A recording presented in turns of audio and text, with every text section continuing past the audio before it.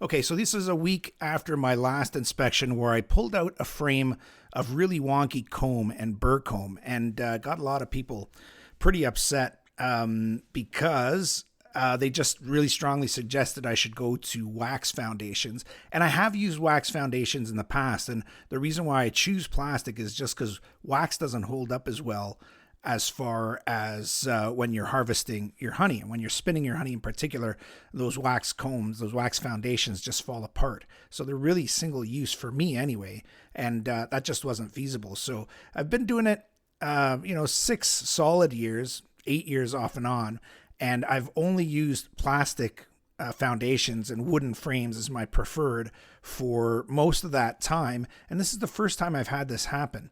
And now, just as you'll see as I pull out the frame, you'll see that it's happened again, right? Same frame, same spot, same thing happening, wonky comb happening.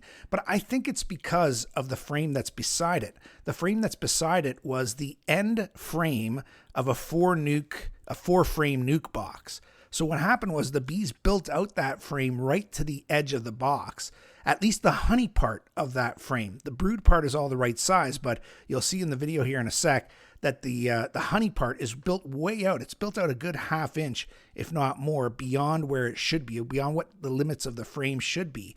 And I think what's happening now is because instead of it being spaced out to the end of a box, it's actually spaced out to another frame. It's not the right spacing. The honey part of that frame is too close. It's probably touching the next frame, and the only build out space they have is where the brood is. And I think that's why they're creating this wonky comb on this frame. I may be wrong, but have a look at the video and please give me your thoughts, because I want to fix this. I think right now the best fix I can do is to wait until that frame completely hatches out all its brood, then go in and just shave down that honey so that it's not beyond what should be the limits of that frame. I think that's what the problem is. You let me know in the comments below, and I do appreciate all the comments I get. So there's not a lot of rights and wrongs necessarily in beekeeping. You can ask 10 beekeepers one thing and get 10 different answers, but everything really helps. So I appreciate you standing by.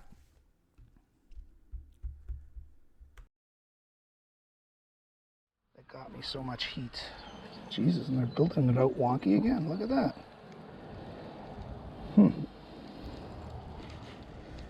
I remember I haven't done YouTube videos in a year, and after my last YouTube video showing this wonky comb, I remembered how sensitive people are about comb and burr comb and what you're doing with it and such. So, and I've used these same sheets for 8 years now. And 8 years, maybe a maximum of, I don't know, 20 hives. And it's never been an issue like what they're doing here. But that's 2 frames in a row that they've done. They're starting to put a little nectar on it there. This camera looks like it's pointed a little too high. Bring it down just a touch. How's that? Is that better?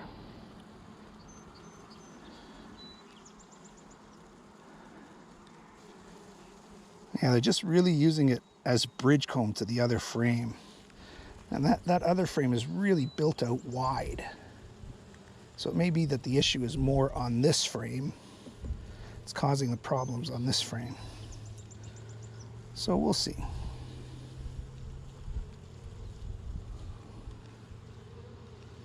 But we have to do something with that frame. That's not acceptable as it is.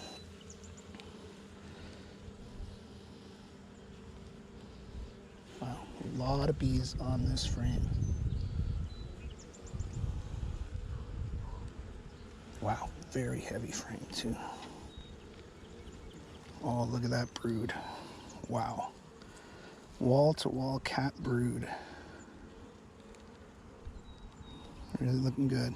Wherever there's a hole, see, wherever there's a hole where there's not cat brood, they're filling it with nectar. So that means productivity is good. See this side? Wow. Same, it's awesome.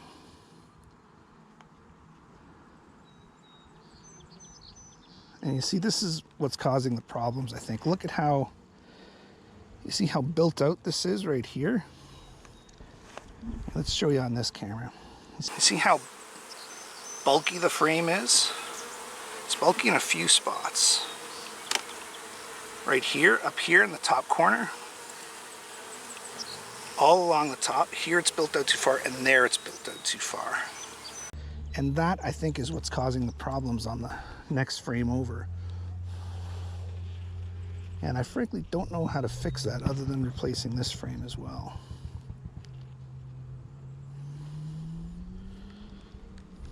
Okay, let's get this back in the box.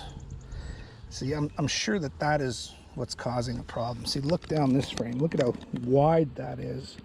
How far out that's built out. And that's what's causing the problem. So I'm up for solutions on that. It's a frame that's full of brood, so I probably need to wait until that brood all hatches out. And then maybe I get rid of this frame, replace this frame with a new one, so that will stop happening. That's what I think is the most reasonable course of action. So that's what I think is the most reasonable course of action. I think the major downside of that plan is that I have to wait for the brood to hatch out, preferably on both sides. So it's going to mean another few days to a week, really, of bees wasting energy building out comb that I'm then going to end up destroying. So I'd like to know your thoughts. One great suggestion, which I'd love to try, and I may try just to experiment on it anyway, is to just use a torch and gently melt down the wax, the Wonky wax, so that it just melts down and recoats the frame.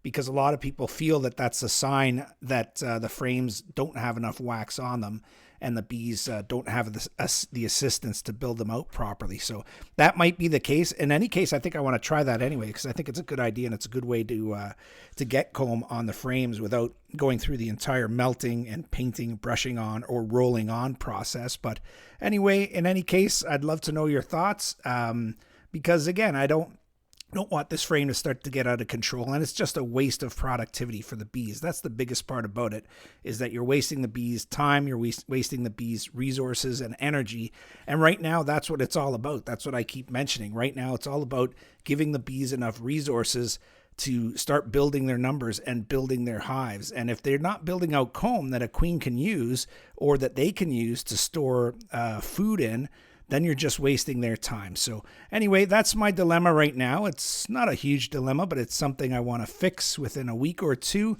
Meantime, we just keep feeding the bees and keep making sure that they have everything they need for a good, happy, and healthy hive. So thanks for joining me. Again, if you haven't yet, please like and subscribe, because that helps me out a lot. And by all means, leave all your comments, good, bad, or otherwise. Anything that you put down there, someone, including me, will learn from. So thanks for joining me at 4D Honeybee.